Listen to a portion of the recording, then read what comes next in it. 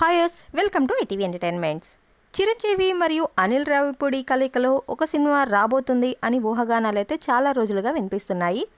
ఇక ఫైనల్గా మెగాస్టార్ చిరంజీవి గారే ఈ విషయంపై ఒక క్లారిటీ అయితే ఇచ్చేశారు.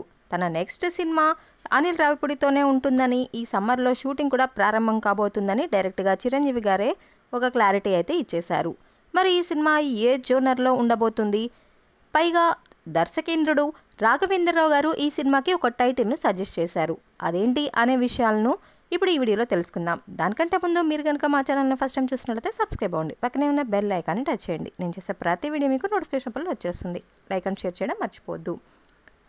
ఇక ఈ సినిమా పూర్తిగా హాస్య ప్రధానంగా ఉండబోతోందని, సినిమా చూసినంతసేపు కడుపుబ్బా నవ్వించే సన్నివేశాలు చాలా ఉండబోతున్నాయని, ఈ కథ చెప్పినప్పుడే నవ్వకుండా ఉండలేకపోయారని మెగాస్టార్ చిరంజీవి గారు అయితే ఒక క్లారిటీ ఇచ్చేశారు.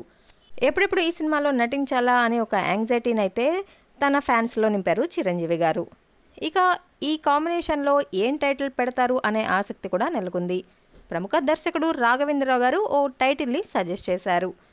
వెంకటేష్ హీరోగా దర్శకుడు అనిల్ రావిపూడి తెరకెక్కించిన సంక్రాంతికి వస్తున్న సినిమాపై హై సక్సెస్ అయిన సంగతి తెలిసిందే. చిరంజీవి అనిల్ రావిపూడి కాంబినేషన్లో ఒక సినిమా రాబోతుంది అని తెలియడంతో అనిల్ను ఈ సంక్రాంతి సీజన్ను వదిలిపెట్టొద్దని, అలాగే చిరంజీవితో అనిల్ రూపొందించబోయే సినిమా పేరు సంక్రాంతి అల్లుడు అనే టైటిల్ అయితే ఈ సినిమాకి బాగుంటుంది అని ఒక పేరును, సంక్రాంతి అల్లుడు అనే పేరును రాఘవేంద్రరావు గారు సజెస్ట్ చేశారు. రాఘవేంద్రరావు గారు సజెస్ట్ చేసిన సంక్రాంతి అల్లుడు అనే టైటిల్ని ఫిక్స్ చేస్తారా, లేదంటే అనిల్ రావిపూడి మరేదైనా టైటిల్ గురించి ఆలోచించబోతున్నారా అనే విషయాలు తెలియాలి అంటే మరికొన్ని రోజులు వెయిట్ చేయాల్సిందే. ఇటువంటి ఫిల్మీ అప్డేట్స్ ఇంకా తెలుసుకోవాలి అనుకుంటే ప్లీజ్ ఫాలో ఈటీవీ ఎంటర్టైన్మెంట్స్.